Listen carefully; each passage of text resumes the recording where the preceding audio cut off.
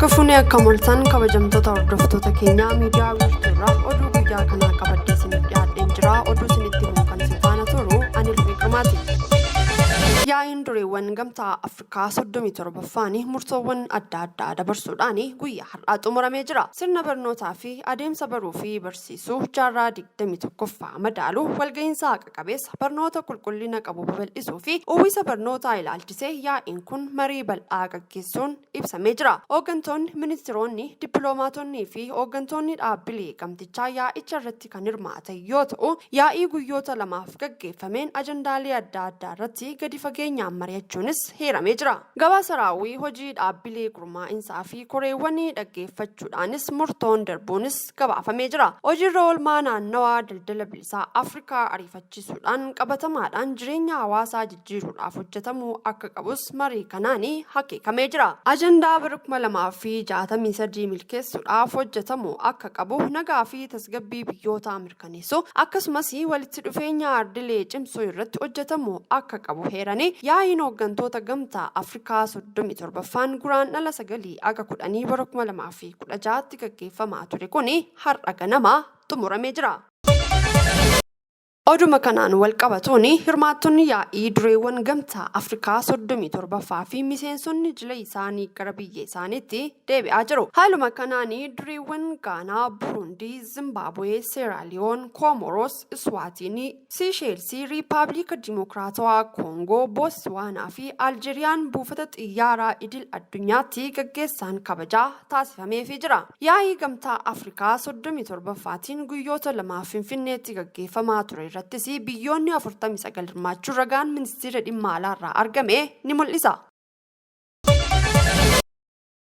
Caffeen Oromiyaa yaa'ii idilee jaaffaa waggaa 3ffaa bara hojii caffee jaaffaa guyyaa lammaffaasaa har'a taa'uu itti fufee jira. Caffeen yaa'ii isaa guyyaa lammaffaasaa kanaan wixinee labsii dhaabbilee hawaasaa siivilii naannoo Oromiyaa dura taa'aa koree dhaabbii dhimma baajataa fi to'annoo horataalee mootummaa Dr. Gammachuu Araarsaatiin dhiyaate erga irratti mari'ate sagalee guutuudhaan raggaasisee jira. Akkasumas caffeen Oromiyaa kun wixinee dambii kaffaltii tajaajila abbaa seerummaa manneen murtii mootummaa naannoo Oromiyaa murteessuudhaaf qophaa'e irratti mari'achuus raggaasisee jira. Dabalataanis wixineen labsii kaffaltii itti fayyadama lafa baadiyyaa gibira galii hojii qonnaa naannoo Oromiyaa yaa'ii caffeetiif dhiyaate irratti mari'achuudhaan labsii lakkoofsa 255 bara 2016 ragga'ee jira. Labsiin kun labsii lakkoofsa 131 bara 1999 ba'e fooyyessuudhaan labsii itti fayyadama lafa baadiyyaa lakkoofsa 248 bara 2015 ba'e hojii irra jiru waliin akka wal simutti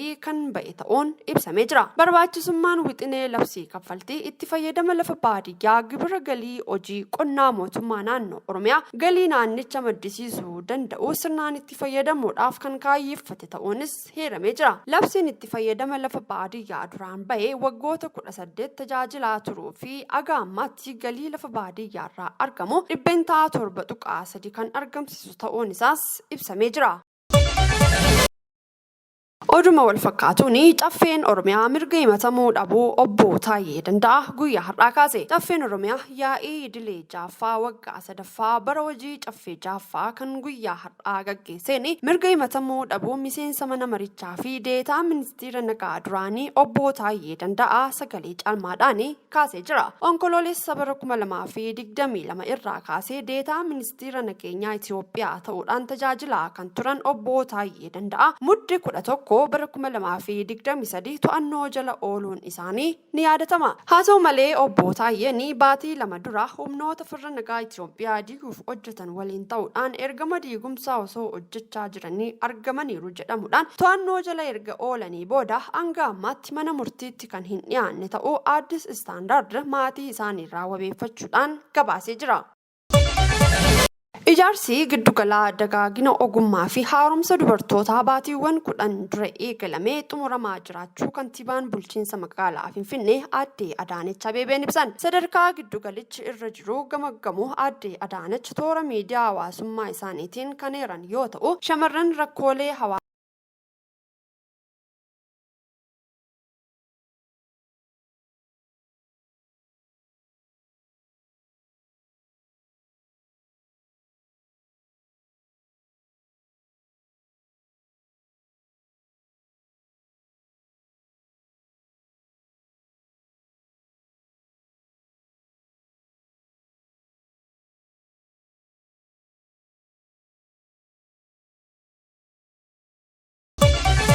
Oduu biyya alaatiin ammoo gaggeessaan duraanii Taanzaaniyaa kan ture Julius Nyerere fi gamtaan Afrikaa Finfinneetti siidaa yaadannoo dhaabeefii jira jedhame. Julius Nyerereen Taanzaaniyaa gita bittaa jalaa baasuudhaan bara 1961 aga 1985tti gaggeesse kan ture yoo ta'u, maqaa masoo Miwaalimu jedhamuun kan beekame Nyerereen ilaalcha Paan Afrikaa cimsee kan hordofuu fi hidhattoota bittaa warra adii jalaa biyya isaaniif qabsaa'an simataas ture. Dhaabbata tokkummaa Afrikaa kan amma gamtaa Afrikaa jedhame bu'uuressuu keessatti warra gahee guddaa bahatan keessaa tokko kan ta'ee fi siidaa yaadannoo Julius Nyerere Finfinneetti hojjetame yeroo eebbifamu gaggeessitoonni biyyoota Afrikaa fi dursaan komishinii gamtaa Afrikaa Muusaa Faaqii kora dureewwan gamtaa Afrikaa irratti hirmaachuudhaaf dhufan irratti argamanii jiru. Dhaabbanni tokkummaa Afrikaa bara 1963 yeroo hundaa'u Julius Nyerere ardiin keenya tokko nuti martuu Afrikaadha jedhee akka ture kan yaadachiisan Muusaa Faaqii haasaa sirna eebbaa siidaa kanarratti taasisaniin yoo ta'u, Julius Nyerereen bara 1961tti ministeera muummee Taanzaaniyaa kan yeroo sanaa Tangaanyikaa jedhamtu kan ta'ee fi biyya gita bittaa jalaa walaba baatee bifa haaraadhaan hundeessuudhaaf itti gaafatamummaan itti kennamedha. Biyyattii keessaa Araboota warra Awurooppaa fi Eeshiyaa dabalatee saboota 120 kan ture yoo ta'u, afaan Suwaahilii afaan waloo biyyattii akka ta'u gochuudhaan biyya saboonni 100 ol keessa jiraatan walitti fiduu nama danda'edha.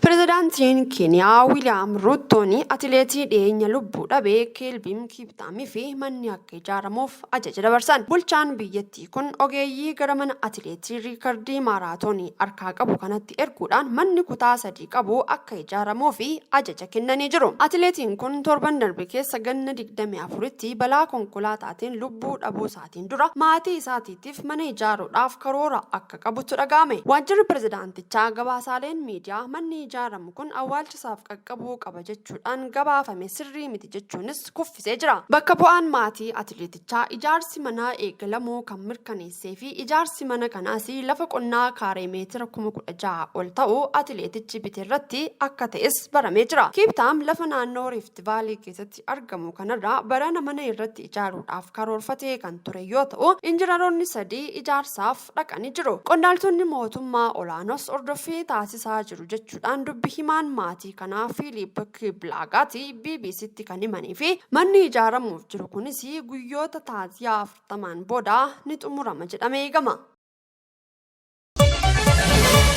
Kan hordofaa turtan miidiyaa wiirtuurraa oduun guyyaa kanaaf qabannee dhiyaanne kana fakkaata. Yeroo gaarii nu waliin qabaattanii ulfaadhaa jechaa miidiyaa wiirtuurraa qophiilee hafan waliin turtii gaarii qabaadhaa.